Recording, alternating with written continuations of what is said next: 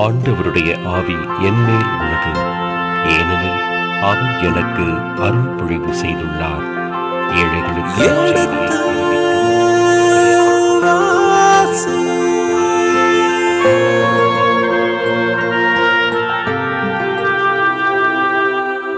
எடுத்து வாசி.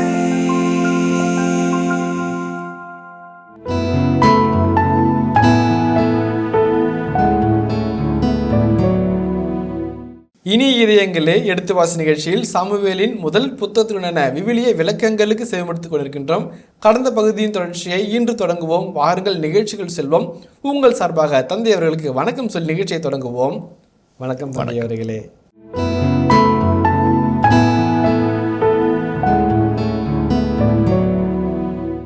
ஆண்டுடைய ஆவியானவர் வரும்போது அவனுடைய அத்தனை திறமைகளும் ஒருமுகப்படுத்தப்பட்டு கூர்த்தீட்டப்பட்டு சீரமைக்கப்பட்டு நேர்பாதைக்கு நேரிய பாதைக்கு புறப்பட்டு போகிறது. அதுதான் வந்து அந்த போர்வீரனுடைய அந்த பணியாளனுடைய வார்த்தைகளில் யார்கிட்ட பேசுகிறாரு?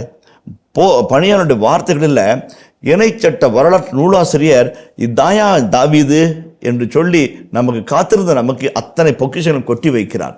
ஒரு பணியாளன் சொல்கிறான், இவனை நம்பலாமா வேணாமான்னு சொல்லி யோசிப்போம்.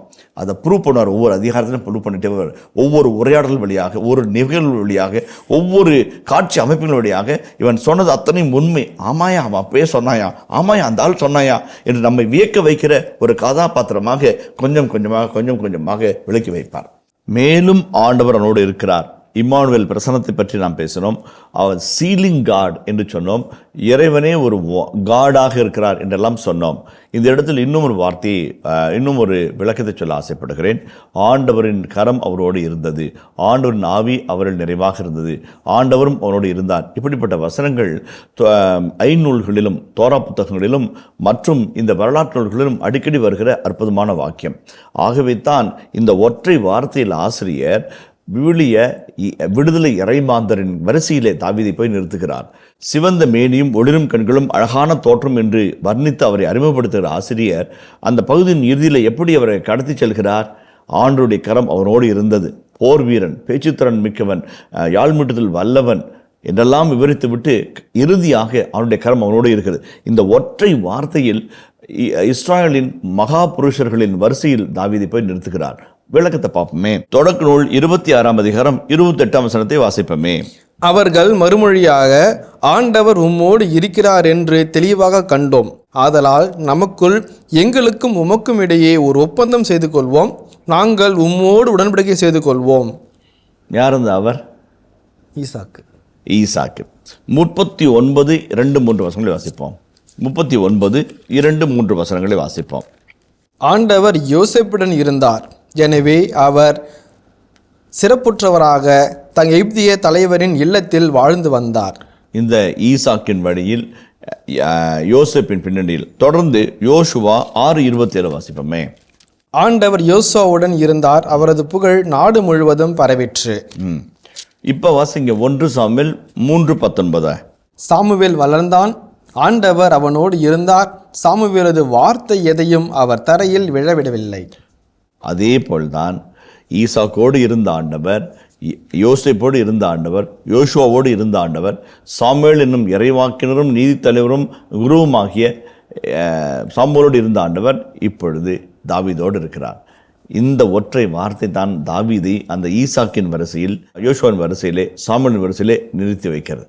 அவர்களோடு இருந்த ஆண்டவர் அவர் வெற்றியின் மண்டலாக உயர்த்தினார். இவனோடு இருக்கிறார், இவனை வெற்றியின் மண்டலாக உயர்த்துவார் என்ற ஒரு அழகான ஒரு செய்தியை நமக்குள்ளாக இணைச்சட்ட வரலாற்று நூலாசிரியர் பகிர்ந்து கொடுத்து கடந்து போகிறார். இப்போ இவ்வளோ பெரிய ரெக்கமெண்டேஷன் பணியாளர் செய்கிறான். அவனை தெரிஞ்சவன், புரிஞ்சவன், அவர் அறிஞ்சவன் வந்து அரசர் சொல்கிறார். அதை ஏற்று ஆள் அனுப்புகிறார். அப்போ அது ஈசா என்ன செய்கிறார் பாருங்களேன்.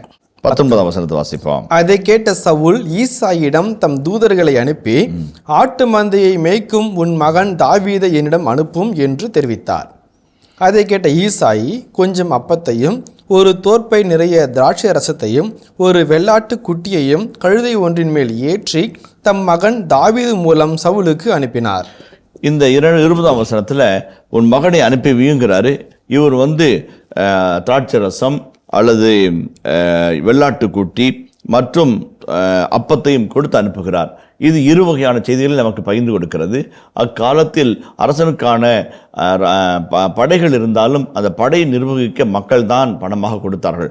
இங்கிருந்து போகிற அப்பமும் ரொட்டியும் வார்கோதுமையும் அல்லது ரசமும் அல்லது எண்ணெயும் அந்த படைகளுக்கு பயன்படுத்தப்படும். ஒருவேளை இன்னொரு ஆசிரியர் சொல்லுகிறார், இவைகள் எல்லாம் அரண்மனையில் பணிபுரிய போகிற தன் மகனுக்கான செலவினத்தினுடைய வெளிப்பாடு. அவங்க போய் தங்கக்குள்ளே செலவாகும், அது அரசன் கொடுக்கக்கூடாது, கொடுக்குறாரோ இல்லையோ, கொடுத்தா எச்சம், கொடுக்கலான்னு நம்ம தான் பார்த்துக்கணும் என்று தாய் வீட்டு சீதனம் போல அங்கே போகிறது. தோற்பை நிறைய ரசம், ஒரு வெள்ளாட்டு குட்டி மற்றும் அப்பங்களோடு அவன் புறப்பட்டு போகிறான். ஒரு நாடோடியாக, ஒரு யாழ் மீட்டும் ஒரு கலைஞனாக, ஒரு எளிவனாக அரண்மனைக்குள்ளாக அவன் போகிறான். அவன் பிறந்த வீட்டிலிருந்து புகுந்து வீடு போகும்போது ஆண்டவனுக்கு பரிசை தெரிவிக்கிறார். அவனே ஒரு பரிசாய் இஸ்ரவேலுக்கு மாறுவான் என்பது அந்நாட்களில் அவனுக்கு தெரியாமல் இருந்ததுதான் அழகான ஒரு செய்தி. அடுத்து வருவோம். தாவீது சவுலிடம் வந்தவுடன் அரசவை பணியில் சேர்த்து விட்டார். சவுல் அவர் அரசவை பணியில் சேர்த்து விட்டார் என்பதற்கு பாருங்களேன், தாவீது சவுலிடம் வந்தபோது அரசவை பணியில் சேர்ந்து விட்டார். அது he came into his presence. அவர் உள்ள வராரு, அவருடைய பார்வையில் படும்படியாக ஆண்டவர் வைத்திருக்கிறார். ரொம்ப அழகான ஒரு காட்சி. பணியில் சேர்ந்து விட்டார் என்பதுனாக்க அவருடைய கண் பார்வைகளை போறாரு, வராரு, துடிதுடிப்பாக இருக்கிறாரு, பரபரப்பாக இருக்கிறாரு, நிறைய பணிகளை செய்கிறார். அதாவது அடுத்த வசனத்தை வாசிங்களேன். சவுல் அவர் மீது மிகவும் அன்பு கொண்டு அவரை தம் படைக்கலன் தாங்குவோனாக நியமித்தார். தாவீது சவுலிடம் வந்தபோது அவரை அரசவை பணியில் சேர்த்து விட்டார். ஏன்னா ரெக்கமெண்டேஷன், பணியாளர் அவனுடைய திறமைகளை சொல்கிறான். சோஷியலாக, ரிலிஜியஸாக, பொலிட்டிக்கலாக, ஃபிசிக்கலாக செம்ம டேலண்டட் பையன் ஒருத்தன் இருக்கிறான், அவனை வர சொல்லுங்கன்றார். அப்பாட்ட கேட்டார், அப்பாவும் போயிட்டு அனுப்பிட்டு, அரசன் தானே கேட்குறாரு, அரசவையில் தானே பண்ணி போப்பா அப்படின்ட்டார். ஆடு மேய்க்கிறது அரசவைக்குள்ளாக வந்து விட்டான். அரச கட்டில் மட்டும்தான் காத்திருக்கிறது அவனுக்கு. இப்போ அந்த இடத்துல ஒரு அழகான காட்சி. இப்போ உங்கள் மீது நான் எப்போ அன்பு கூறுவேன்? when I know you. to know is to love, இல்லைங்களா? to know is to love. அப்போ to love is to know, இரண்டுமே ஈக்குவலான வார்த்தைகள். அறிதல் அன்பு செய்வதற்கு ஆரம்பம், அன்பு செய்தல் அறிந்ததன் அடையாளம். இதான் ஒரு சாதாரண இயல்பு மனோவியல் தத்துவம். இந்த தாவீது ஒரு யாழிசைப்பனாக வருகிறான். யாழிசைப்பது நின்று விடாமல் எப்பொழுதெல்லாம் அரசன் துன்புறுகிறானோ அப்பப்பொழுதெல்லாம் பக்கத்திலே இருந்து பார்த்து கொள்வான். அப்பப்பொழுதெல்லாம் அவனுக்கு அக்கறையோடு பணிவிடை செய்வான். அவன் மீது அன்பு கூறுகிறான். தாவீது தன்னுடைய பணிகளினால் அரசுடைய மனதில் இடம் பிடிக்கிறார். எல்லா இடத்திலும் பாருங்க, தாவீது எங்கெங்கெல்லாம் இருக்கிறாரோ யார் மனசில் இடம் பிடிச்சிருவார். அந்த அபிகாயில்ல, அந்த மிகாயில்ல, அந்த யோனத்தான், எல்லாருக்கும் அன்பு கூறுனா இருப்பான். அதோடைய பவர் ரொம்ப டு பி டு ரிலேட். ரொம்ப அழகான ஒரு தலைமைத்துவ பண்பு. ஒரு நல்ல தலைமைத்துவ பண்பு அடையாளம் எளிதாக பழகுதல், அவைலபிள் அண்ட் அப்ரோச்சபிள். அடுத்தவர்களுக்காக காத்திருப்பது, அடுத்தவர்களை அணுகி போவது, இது இரண்டுமே ஒரு தலைமைத்துவ பண்புடைய அழகான பண்பு.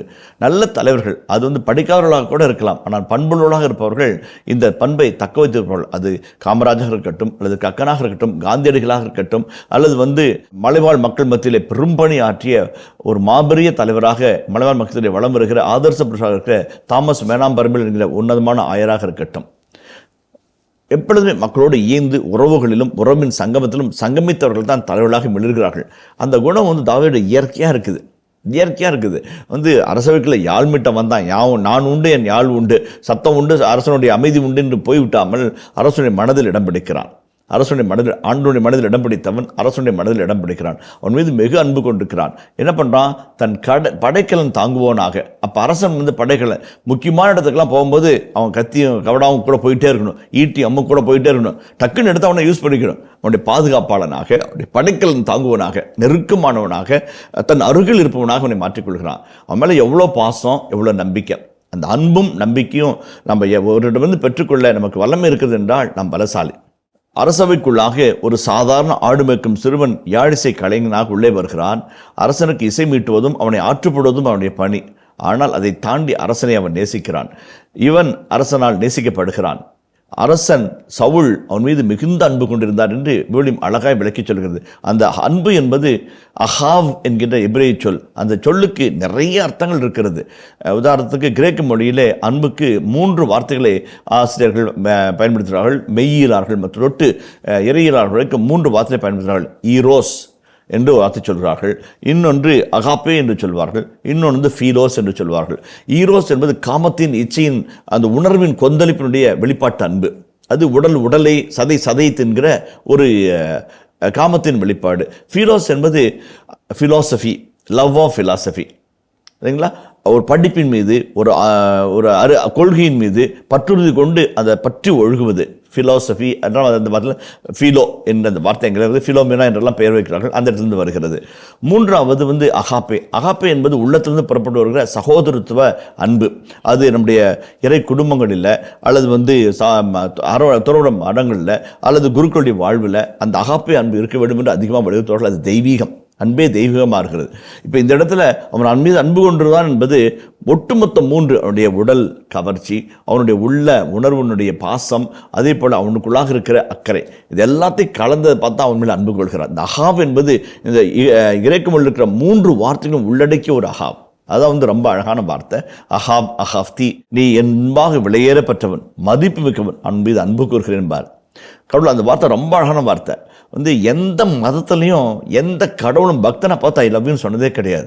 நான் உன் மீது அன்பு கூறுகிறேன். கடவுள் ரொம்ப தெளிவாக சொல்கிறார், ஐ லவ் யூங்கிறார். அகாவ்தி, ஐ லவ் அகாவ்தி ஒத்தேக்கா, நான் உன்னை அன்பு செய்கிறேன்னு சொல்கிறார். எவ்வளோ அழகான வல்லமையான வார்த்தை. இப்போ நாம் அவரை தெரிஞ்சுமோ இல்லையோ, அவர் நம்மளை மதித்து நம்மளை வெளியூர்களை மாற்றி நேசிக்க ஆரம்பிக்கிறார்.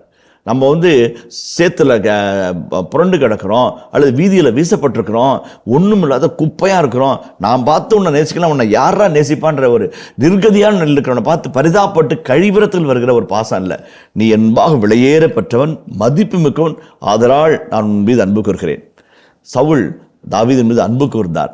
இந்த சவுல் தாவீதின் மீது அன்பு கூறுகிறார். இன்னொரு காட்சியில் யோனத்தான் தாவீதின் மீது அன்பு கொள்வார். அந்த சவுலுடைய மகள் மிகாயல் தாவீதின் மீது அன்பு கூறுவார். பிற்பகுதியில் வருகின்ற போது அபிகாயில் அவன் மீது அன்பு கொண்டு தன் கணவனை விட்டு இவனோடு சேர்ந்து வாழ ஆசைப்படுவாள். அந்த அன்புத்தன்மை ரொம்ப அழகான அன்புத்தன்மை, ஒரு மெல்லிய மனம், ஒரு இனிமையான ஒரு பாசம், தொட்டி தடவுகின்ற உறவு நிலைகள், இதெல்லாம் கலந்த ஒரு அகாவ் என்ற அந்த வார்த்தைக்கான விளக்கத்தை என்ன சொல்லலாம். நிறைய அர்த்தங்கள் இருக்குது அந்த அகாவ் என்ற வார்த்தைக்கு. இந்த இடத்துல வெகு எளிதாக தன்னுடைய அக்கறை காட்டும் மனதினாலும் பாச உணர்வினாலும் சேவை மனதினாலும் சவுலுடைய மனதில் இடம் பிடிக்கிறார். அது எப்படி போகிறது? ப்ரமோஷன். எப்படிப்பட்ட ப்ரமோஷன்? யாழிசை கலைஞனாக வந்தவன் பாதுகாப்பு வல்லுநராக மாறுகிறான். அரசனோடு படைக்கணங்களை தாங்கி அவனோடு உடனிருந்து பயணிக்கிறவனாக இருக்கிறான். அரசனோடு 24 இருக்கிறவனாக மாறுகிறான். He becomes an inevitable presence in the presence of Saul. வாய்ப்புகள் வரும்போது அதை தக்க முறையில் பயன்படுத்திக் கொள்ள நாம் தயாராக இருக்க வேண்டும். சில சமயத்தில் ஒரு முறை வரும் வாய்ப்பு மறுமுறை வரவே வராது. அந்த மனிதர் ஒரு கணக்கராக பணிபுரிந்து வந்தார். 6 ஆண்டுகள் அந்த கணக்கர் வேலை விட்டுவிட்டு எழுத்தர் வேலை வேண்டாம், நான் ஒரு கவிஞனாக ஒரு நாடக ஆசிரியராக மாற வேண்டும் என்று வீதிகளில் வலம் வந்தார். கிழிந்த உடை, மாற்று சட்டை இல்லாமல், உணவு இல்லாமல், இழுக்க இடமில்லாமல், மதிப்போர் யாரும் இல்லாமல் தவித்து போனார். 6 ஆண்டுகளில் அவர் சம்பாதித்த சொத்து என்பது ஒரு 20 பவுண்டுகள் என்று சொல்வார்கள். விடவில்லை. தட்டுவார், கதவை திறக்கும் வரை தட்டுவார், வாசல் படியாய் ஏறுவார், தன் எழுதிய அத்தனை பக்கங்களையும் பரிசாக கொள்வார். எங்கேயெல்லாம் அவருடைய கதைகளை கொண்டு போய் கொடுத்தாரோ அந்த இடத்தெல்லாம் திருப்பி அடித்த சுவற்றில் அடித்து பந்து போல திரும்பி வந்தது. விடவே இல்லை. ஒரு வாய்ப்பு வந்தது, பயன்படுத்தினார். இன்று நாடக உலகின் முடிசூடா மன்னனாக அவர் எழுதுகிறார். அவர் எழுதிய பக்கங்கள் இன்றைக்கும் பல கல்லூரிகளில் பாடசாலைகளில் பாடங்களாக இருக்கிறது. பெர்னார்ட் ஷா அவ்வளவு வல்லமையான ஒரு எழுத்தாளர். எதை குறித்து நாம் சொல்கிறோம்? வாய்ப்புகள் வாசல் படியை தட்டும்போது கதவை திறக்க தயாராக இருக்க வேண்டும் என்பதுதான். தாவீது ஒரு எளிய முறையில் உள்ளே போகிறார், அரசனுடைய மனதில் இடம் பிடிக்கிறார், அரசனோடு இருக்கும் நிலையை பெற்றுக்கொள்கிறார். மிக முக்கியம். இது முதலாவது. இரண்டாவது, இப்படிப்பட்ட நிலை சந்தர்ப்பத்தினாலும் அல்லது சமயோச புத்தினாலும் மட்டும் வருவாது, சிறந்த அர்ப்பண உணர்வினால். அந்த அர்ப்பண உணர்வு என்பது மிக அற்புதமான ஒரு குணம். அது சிறிய காரியமாக இருக்கட்டும் பெரியமாக இருக்கட்டும். ஆனால் தான் சொல்றாரு, சிறிய காரியங்களை பிரமாணிக்கமாக இருந்தாய். அந்த பிரமாணிக்கிறது என்ன? நேர்மையா, கடின உழைப்போடு செய்வன திருந்த செய்து, அதான் அர்ப்பண உணர்வு என்று ஒற்றை வார்த்தையில் நம்முடைய புனித மொழிகளில் சொல்கிறோம். அர்ப்பண உணர்வு. இவர்களுக்காக என்னையே நான் அர்ச்சனையாக்குகிறேன் என்று ஆண்டவர் சொல்வார். அர்ப்பணமாக்குகிறேன் என்று பொழுது மொழிபெயர்ப்பு செய்திருக்கிறார்கள். அதான் கடவுளுடைய வல்லமையான. நம்ம ஒவ்வொரு பணியும் ஒரு வேள்வித்தி, அதில் நாமே பலியாக வேண்டும். அர்ப்பணமோடு செயல்படும் போது இந்த தாவீதை போல ஆண்டவர் உயர்த்துவார். உனக்கென ஒரு பங்கு உனக்கென வைத்திருப்பார். அதை யாரும் தட்டி பெருக்க முடியாது. மறைப்பது போல் இருந்தாலும், குறைப்பது போல் இருந்தாலும், உனக்கு தடை சொல்வது போல் இருந்தாலும், எந்த எல்லைகளையும் தாண்டி ஆண்டவரிடம் கொண்டு வந்து சேர்ப்பார். அதான் கடவுளுடைய வல்லமை, கடவுளுடைய கிருபை. தாவீதுக்குள்ளாக அந்த ஆண்டவனோடு இருந்ததினால் அவனுக்குரிய மதிப்பை, அவனுக்குரிய மாண்பை அவனுக்கு தந்தார். அவனும் தன்னுடைய அர்ப்பண உணர்வாலும் அக்கறை கொண்ட மனதினாலும் பாச நேச உறவுடைய பந்தத்தில் நம்பிக்கை வைத்தனாலும் அரசனோடு இருக்கின்ற தகுதி அவன் பெற்றுக்கொள்கிறான். ஒரு அழகான ஒரு தலைமைத்துவ பண்பை நம்ம பார்க்குறோம். நிறைய சமயத்தில் நம்ம லீடர் ஆகணும், நம்மளை மதிக்கணும், நம்ம அதை செய்யணும் இதை செய்யணும், சின்ன சின்ன காரியங்களில் நம்ம நம்மை நாமே மெருகேற்றிக் கொள்ள அழைக்கப்படுகிறோம். இந்த தாவீதை போல இன்னும் ஒன்று, லக்ஷ்மி என்ற உலக புகழ்பெற்ற தமிழ் உலக எழுத்தாளர் ஒரு புத்தகம் எழுதியிருக்கிறார். ஒரு 20 ஆண்டுகளுக்கு முன்பாக அந்த புத்தகம் இந்த சின்ன நூல்கண்டா நம்மை சிறைப்படுத்துவது. அந்த புத்தகத்தினுடைய தலைப்பு இந்த சின்ன நூல்கண்டா நம்மை சிறைப்படுத்துவது. சில சமயத்தில் சட்டில் ஜாமால போட்டிருப்போம், அதை எடுத்து பிரிக்கிறதுக்குள்ள பாடுக்குதுங்களே, பொறுமை இழந்துருவோம், அந்த பக்தி உணர்வே போயிடும். அது போட்டுக்கிற சிக்கல் தடுமாடும். அதுதான் காட்சி பொருளாக தலைப்பு பொருளாக அந்த மாதிரி வச்சாங்க. சின்ன சின்ன காரியங்களில் எரிச்சல் அடைந்து, சின்ன சின்ன காரியங்கள் பொறுமை இழந்து, சின்ன சின்ன காரியங்களில் நம்முடைய அக்கறையற்ற தன்மையை காட்டி பெரிய வாய்ப்புகளை, பெரிய ஆசைகள் இழந்து போகக்கூடாது என்று அந்த புத்தகம் எச்சரிக்கிறது. தாவீது பாருங்கள், சின்ன சின்ன காரியங்களை அழகாய், நேர்த்தியாய், அர்ப்பண உணர்வோடு, கடின உழைப்போடு செய்வன திருந்த செய்து எல்லார் மனதிலும் இடம் பிடிக்கிறார். அதான் ஒரு தலைமைத்துவ பண்பத்தினுடைய ஆரம்பம். எங்களுடைய கல்லூரியுடைய வளாகத்திலே ஒரு அழகான ஒரு வாக்கியம் இருக்குது. The greatest thing have a humble beginning என்று போட்டிருக்கிறது. அழகான வாக்கியம். அது பார்க்கும்போது மனசு அப்படியே சிலிர்க்கும். காவிரி கொடுகு மலையிலே ஒரு சின்ன ஊற்றாய் புறப்படும், இதான் காவிரி என்று சொல்வார்கள். அதே தஞ்சையில போகும்போது ஒரு மைல் நிலத்திற்கு அகன்று பரண்டு இரு கரையும் தொட்டு தழுவி அப்படி பேராராய் பெருக்கெடுத்து ஓடும். ஆரம்பம் ஹம்பிள், பேராராய் பெருக்கெடுத்து ஓடும்போது மகிமை, வளர்ச்சி, பொறுமை, அர்ப்பண உணர்வு, கடின உழைப்பு, பேச்சுத்திறன் இதெல்லாம் சேர்ந்து வரும்போது தான் அந்த அகன்ற காவிரியாய் நாம் மாற நமக்கு வாய்ப்பு இருக்கிறது. தாவீதினுடைய வாழ்க்கையை நம்ம கற்றுத்தருகிற தலைமைத்துவ பண்பு கற்றுத்தருகிற உன்னதமான பாடம்.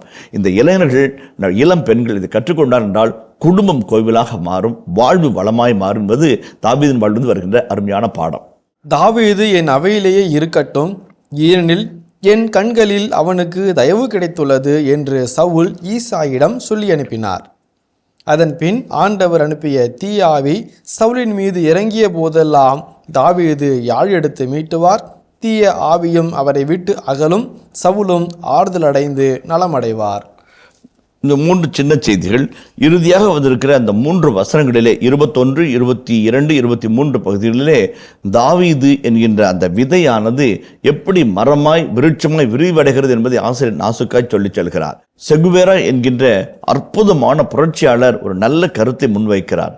எங்கே இருந்தாலும் நீ விதையாக இரு, விழுந்தால் விருட்சமாய் மாறுவாய், மறைத்து போனால் உரமாக மாறுவாய், வளர்ந்தால் மரம், இல்லை என்றால் உரம். ஏதாவது ஒரு பயன் இருக்கிறது. நாம் அலர்ட்டாக, நாம் ஒரு அக்கறை உள்ளவராக, அன்பு கொண்டவராக, செயல் வீரராக இருக்க அழைக்கிறது இந்த வாக்கியம். தாவீது அதைத்தான் செய்கிறார்.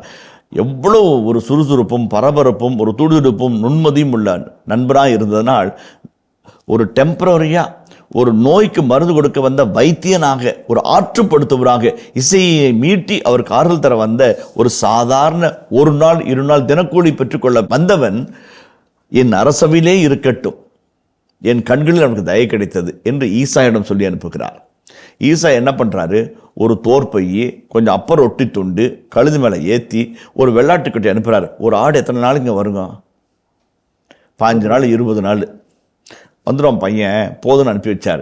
என் அரண்மனையில் இருக்கட்டும் என்று செய்தி போகிறது. இனிமேல் ஆடு தேவையில்லை, ரசம் தேவையில்லை, அப்பம் தேவையில்லை, அரசவை உணவில் அவனுக்கு சரி பங்கு உண்டு.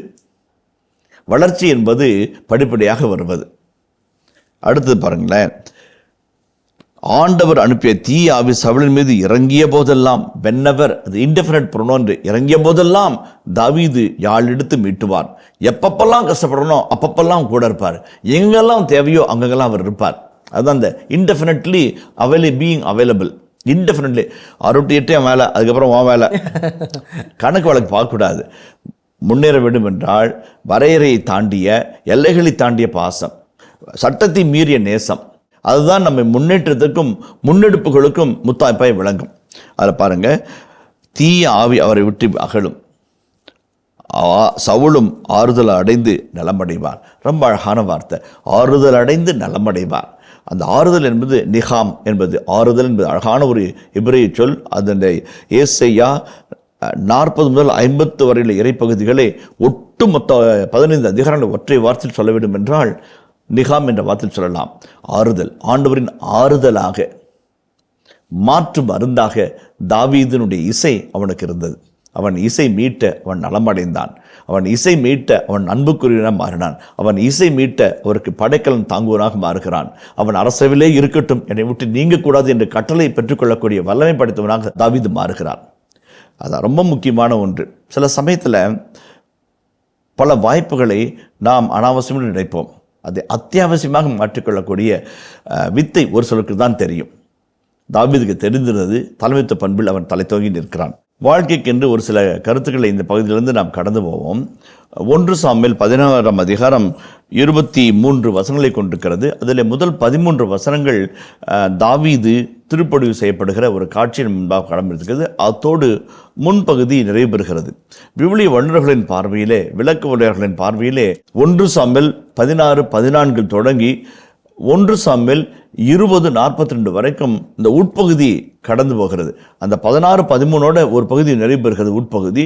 2ஆம் உட்பகுதி 16-14 தொடங்கி 22 நாட்கள் நிறைவு பெறுகிறது.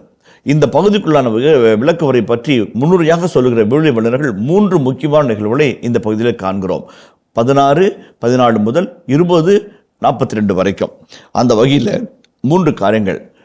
ஆடு மேய்க்கும் சிறுவனாக அறிமுகம் செய்யப்பட்ட தாவீது இந்த காட்சி நிறைவு பெறும்போது, இந்த பகுதி நிறைவு பெறும்போது அரசவையின் மருமகனாக மாறுகிறான். அரசனின் மருமகனாக மாறுகிறான். அருமையான ஒரு காட்சி.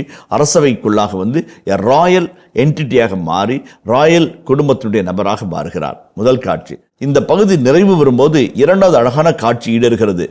சவுலின் மகன் யோனத்தான், அவன் அரசனுக்கு பின்பாக அரியாசனம் ஏற வேண்டும். அந்த யோனத்தான் தாவீது போது எவ்வளவு அன்பு கொண்டிருந்தார் என்றால், எந்த நிலையிலும் தாவீது அரசராக போவதற்கு தடையாக இல்லாமல் இருக்கும் மனநிலை கொண்டிருந்தார். அரசனுடைய கோபத்திற்கும் அரசனுடைய தண்டனைக்கும் தாவீதை தப்புவிக்கும் அளவிற்கு தன் உயிரை பணயம் வைக்கும் நண்பராக அவர் மாறிவிடுகிறார். அழகான ஒரு காட்சி. இந்த பகுதியின் இறுதியிலே பல முறை சவுல் தாவீது பொறாமைப்படுகிறார், காழ்ப்புணர்வு கொடுக்கிறார், அவரை வெறுத்து ஒதுக்குகிறார். ஒரு கட்டத்தில் கொலை செய்ய தேடுகிறார். அவர் பாலைவனத்துக்கு தப்பி போனாலும், காடுகளின் இடுக்குகளை ஒளிந்திருந்தாலும் படையோடு துரத்தி போகிறார். இது சவுலின் பக்கத்தில் இருந்து வருகிற தாவீது பற்றிய உறவு நிலை. ஆனால் எந்த இடத்திலும் இம்மி பிசகாமல் தாவீது சவுலுக்கும் சவுளுடைய குடும்பத்தாருக்கும் தன் பிரமாணிக்கத்தை காட்டுகிறார். ஒரு வெறுப்பு சொல்லோ, ஒரு வெறுப்பு செயலோ, ஒரு போராட்டமோ அவருக்கு எதிராக, அவருக்கு முன்பாக எதிர்த்து நின்று பேசவோ வாளெடுக்கவோ திறனற்றவராக அல்ல, மாறாக விரும்பாதவராக இருக்கிறார். தன்னால் முடியும் என்றாலும் I can but I will not என்கிற ஒரு மனப்பக்குவத்தை கொண்டிருக்கிற முதிர்ச்சியான மனநிலையை தாவீது காட்டுகிறார். அவர் சவுலுக்கும் சவுல் குடும்பத்திற்கும் காட்டுகிற பிரமாணிக்கம், நேரிய நல்மனது வெகுவாக மெச்சப்படுகிறது. எந்த விதத்திலும் சவுலின் குடும்பத்தை அழித்து அரியாசனம் ஏற வேண்டும் என்கின்ற ஒரு வெறித்தனமோ என்ற பேராசையோ ஒரு தீ எண்ணமோ ஒருக்குள்ளாக அறவே இல்லை என்பதை ஆசிரியர் அடிக்கோடிட்டு சொல்லிக்கொண்டே வருகிறார். இனிய இதயங்களே, எடுத்து வாசி நிகழ்ச்சியில் சாமுவேலின் முதல் புத்தகத்துடனான விவிலிய இறை வசனங்களுக்கு செவிமடுத்துக் கொண்டிருக்கின்றோம். இதன் தொடர்ச்சியை மீண்டும் அடுத்த பகுதியில் பார்ப்போம். அதுவரை இணைந்திருங்கள்.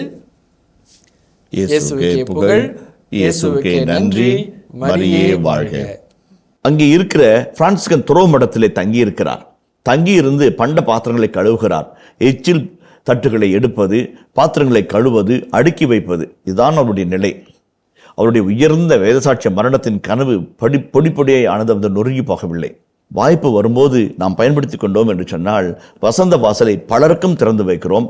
ஒரு பொது கிணறாய் நாம் மாறி பலரும் பருகும் தன்மையில் நம்மை விரித்து கொடுக்கிறோம் என்பதுதான் இந்த அழகான காட்சி.